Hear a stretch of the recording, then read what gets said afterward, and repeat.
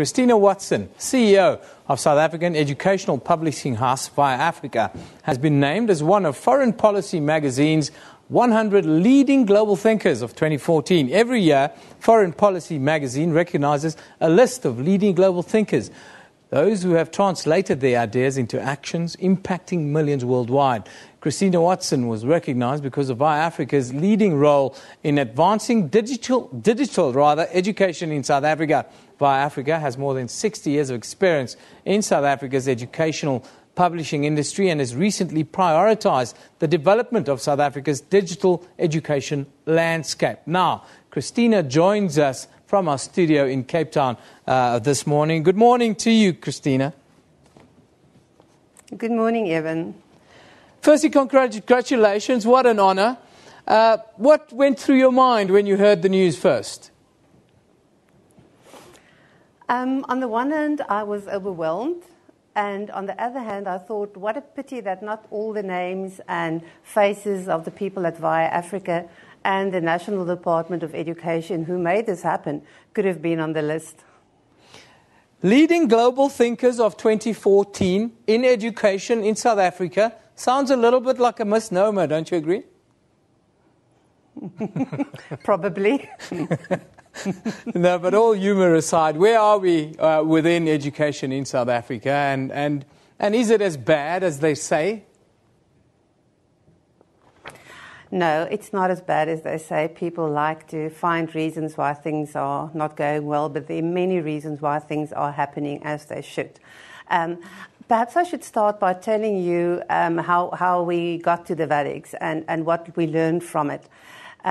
We've been involved in educational publishing, as you've said, for many years, but in 2012, when they started the implementation of the CAPS curriculum, we decided that we're going to do all our printed books in digital format, and not mere books behind glass, but proper enhanced material with video clips and multimedia, and everything that can work offline, which is, of course, crucial in the South African market. So we started doing that. We firmly believe that, the world is driven by technology. So if we do not expose our learners from a very early age to technology, especially the learners in the really deep rural areas and the poor learners, they will be even further left behind. So as Via Africa, we embraced the e-content and we embraced the devices that we could deliver it on. And we experimented a bit. We developed all kinds of apps like the Test Yourself app that learners can use to prepare themselves for exams from grade 4 to grade 12. And then we got to a point where we had to ask ourselves the question, so how do we know that this is going to really work in the deep rural areas? So we partnered with Breadline Africa and the Mandela Center for Memory, and we launched 3 digital education centers, VADEX we call them, which is the result of a vigorous debate, what we should call it. We launched them in Mpumalanga and Limpopo and the Free State. And what we've done was we've taken old shipping containers, we refurbished them, we branded them very brightly coloured on the outside with curriculum content to enhance visual learning. And inside we put 15 Android tablets and a PC. And on the tablets, of course, all our digital content.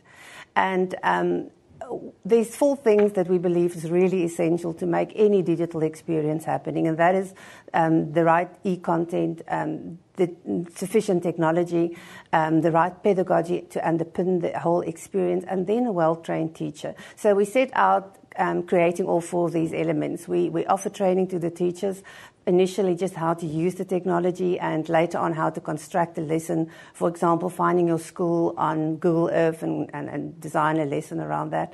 And the impact was amazing. We saw the first results after the October ANA exams where we could have access to the unmoderated results, and the impact was significant. We're very happy with that. Christina, how are our kids learning today in the new world, the new school, as it were? How are they learning, and how are we comparing with the rest of the world in the digital space? I think all over the world, people are still playing around and seeing what is really effective. You know, the tendency is there to say, okay, we need digital material, let's take tablets or let's take computers and set up a computer room, and there you go, now we digitalized. And that's not the case. You know, a lot of research has to go into it and a lot of trial and testing, and people across the world is busy doing it. And so much so in South Africa as well. The Department of Basic Education already in 2004 published the e-learning white paper.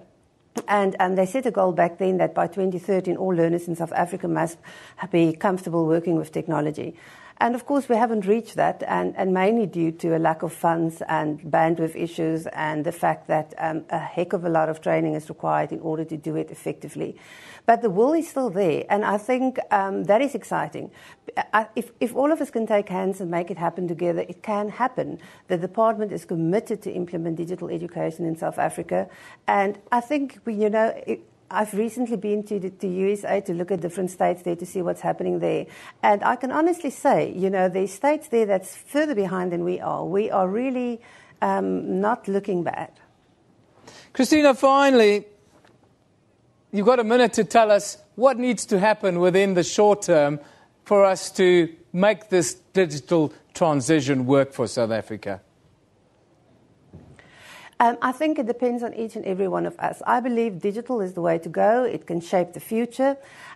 We have learned a lot, and what we want to do as Via Africa is we want to make our learnings available to other corporate entities so that they can establish their own digital education centres. We will do the work. We can show measurable results based on learners' individual performance. And we believe that it needs to happen here and it needs to happen now. If you have every single child you have with a proper tablet in hand, with digital content on it, with a well-trained teacher that can construct a decent lesson, is a child that can effectively and truly contribute to the economy and that can compete on an equal basis with his peers. And that is our goal, and we can do that. Well, that's the good news. Thank you very much. Christina Watson, who is the CEO of South African educational publishing house Via Africa. Well, she's been named as Foreign Policy Magazine's 100 leading global thinkers of 2014, and that in part is for taking the digital transformation to all South African students.